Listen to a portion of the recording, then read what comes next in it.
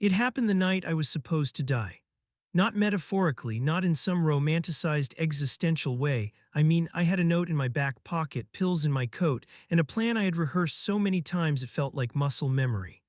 I remember the wind biting at my cheeks as I crossed the old railroad bridge outside of town, thinking how nobody would find me until morning. It was selfish, I knew that, but after 23 years of being invisible in every room, of folding parts of myself small enough to fit other people's expectations, I was just done. My real name had never been spoken aloud by anyone but me, whispered like a secret prayer in my bathroom mirror. Being Jude, being a trans man, being me, it was like shouting into a void and waiting for an echo that never came back. And then, right as I swung my legs over the edge, shoes grazing the rusted metal beneath, someone called out, Jude, not my dead name, not hey girl or miss, it was my name like someone had read the letter I hadn't even mailed and said, I see you.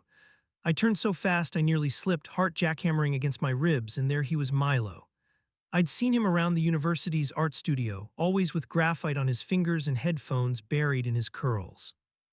We had exchanged nods, once or twice a hello, that was it. I didn't know he knew my name, I didn't know anyone did. His face was pale, terrified, like he wasn't just afraid I'd jump, but afraid he'd be too late.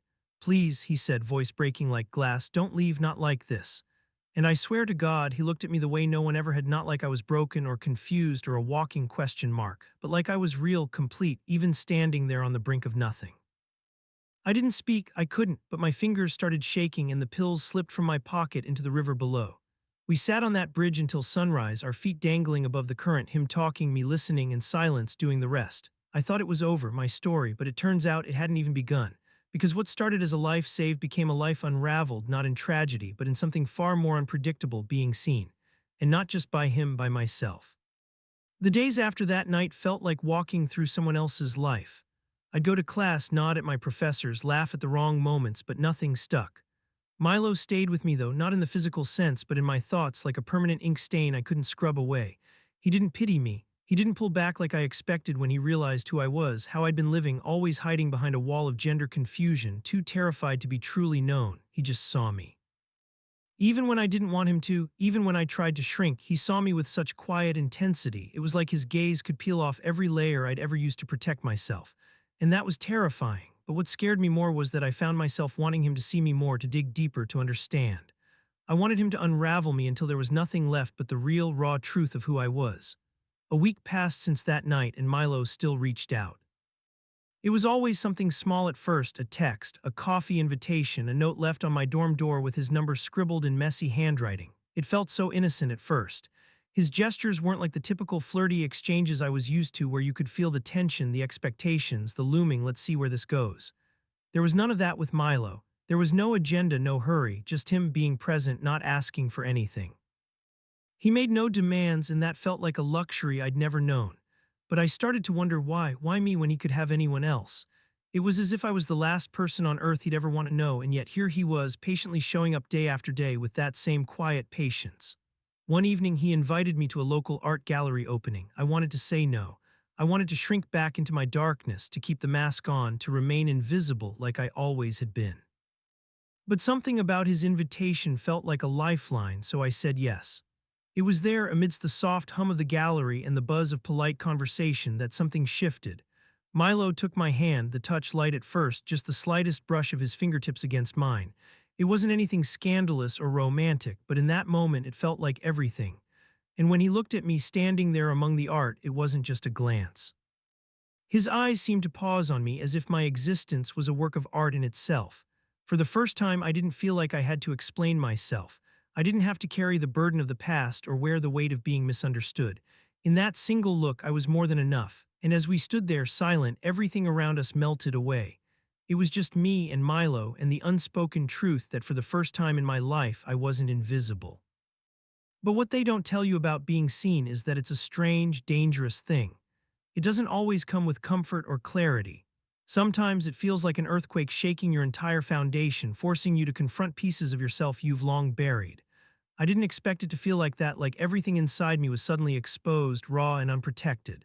The more Milo saw me, the more I had to look at myself, and the things I'd spent so long avoiding started to break to the surface. The shame, the self-doubt, the constant battle of wondering if I could ever truly live as who I was, not just in my own skin, but in a world that didn't always understand or accept that skin.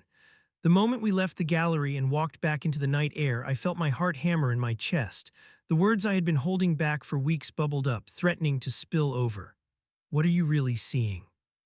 I blurted out the vulnerability I'd never let anyone witness, pushing past the barriers I had spent years building. Milo stopped. He didn't flinch or look away like I thought he might. He just looked at me, his expression open and patient, like he was waiting for me to say it, to finally ask the question I had been too terrified to voice. I see you, he said softly, exactly as you are. You don't need to be anything else for me. And there it was, the thing I hadn't even known I was afraid. He wasn't looking at some ideal version of me. He wasn't trying to make me into someone I was. He was seeing me as I truly was, all the messy, broken, beautiful parts I had kept hidden from everyone, even myself. And for the first time, I realized something terrifying. I wasn't just being loved, I was being known. In the weeks that followed, that revelation haunted me, and the lines between our connections started to blur in ways I wasn't ready for. Milo kept showing up as steady as the tide, but the deeper we went, the more I struggled with the very thing I thought I wanted: intimacy. Being seen was one thing, but being known, truly, deeply known, was an entirely different beast. I found myself shutting down, pulling away every time he tried to get closer. There were nights when I would disappear into my dorm room, bury myself in homework, turn off my phone, but he always knew. He'd show up, knocking softly on my door, or leave another note with a drawing of something abstract, a swirling mess of lines that somehow made sense to me and only me. It was as if he could trace the parts of me I couldn't even name, the ones I'd kept hidden even from myself. And every time he did, I felt that flicker of something terrifying: hope. Hope that maybe, just maybe, I could be everything he saw in me. But that hope also made me afraid. Because what if one day he looked too hard and saw the parts of me I couldn't stand to see? What if he saw how broken I really was? The night everything cracked open came without warning. It wasn't one grand gesture or some dramatic confession. No, it was the quiet moments that led to it, the accumulation of all the weight I'd been carrying. It happened in the middle of a Saturday afternoon while we were walking through the park near the university, the sun casting long shadows on the grass.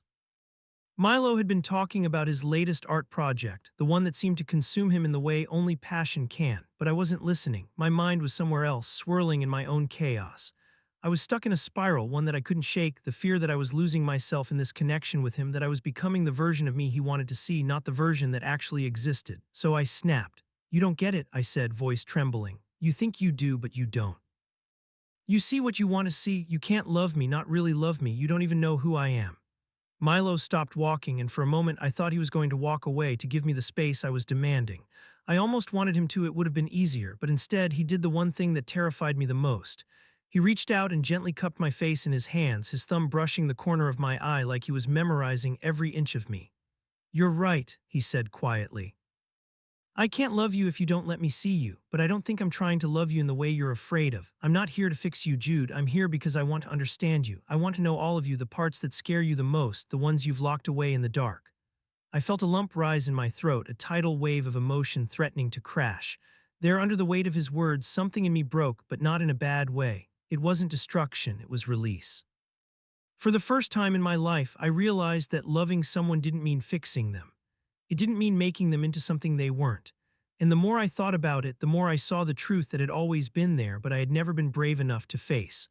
The reason I couldn't accept Milo's love wasn't because I didn't think I deserved it, but because I hadn't allowed myself to see myself, to let all the pieces, the fractured, raw parts of me, come together. And as Milo stood there, eyes searching mine with that same steady warmth, I realized he wasn't trying to fix me. He was trying to see me, all of me, the good, the bad, the ugly, and in that moment something shifted in me. I didn't need to be perfect for him, I just needed to be me.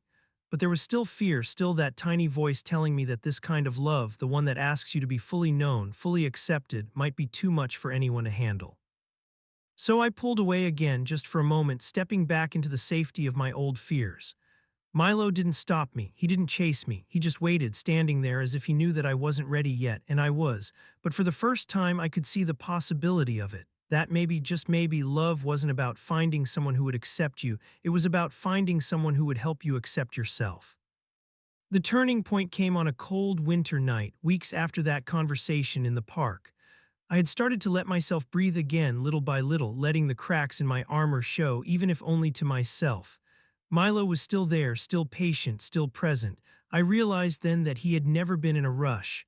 There was no grand finale to his feelings, no sweeping confession. It was all the small moments, the quiet touches, the shared looks, the soft words that didn't ask for anything in return. He wasn't trying to sweep me off my feet or fix anything. He was simply walking beside me even when I couldn't walk beside myself. And maybe for the first time in my life, I could admit to myself that I wanted to walk beside him too.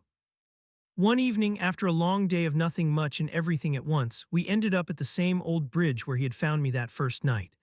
The one where I had almost thrown my life away, thinking I was invisible, thinking nobody would care if I disappeared. Milo took my hand then, not as a declaration, but as an offering. He didn't speak, but the quiet was loud between us. His touch was familiar now, safe, like the last piece of a puzzle I didn't know I was trying to solve. I looked at him, really looked at him, and for the first time I saw everything, his flaws, his fears, the parts of him that felt broken too. He wasn't perfect. He wasn't some savior sent to make me whole, but in his eyes I didn't need to be perfect either. I could just be. "I'm not going anywhere, Jude," he whispered, his voice barely a breath against the wind. "I'll wait for you to see yourself, to let yourself be seen." And there it was. The love I never thought I deserved, not because it was perfect, but because it was real. Milo didn't just love me, he saw me. The messy, incomplete, terrified version of myself that I had spent so long trying to hide from the world, from him. But in his gaze, I didn't feel like I was falling apart anymore. I felt whole, like the pieces of me, broken and scattered, had somehow come together, not because of him, but because I was finally learning to accept myself. Maybe love wasn't about finding someone to complete you. Maybe it was about finding someone who could help you understand that you were complete all along. And in that moment, I knew that for the first time in my life, I wasn't just surviving. I was finally, truly living.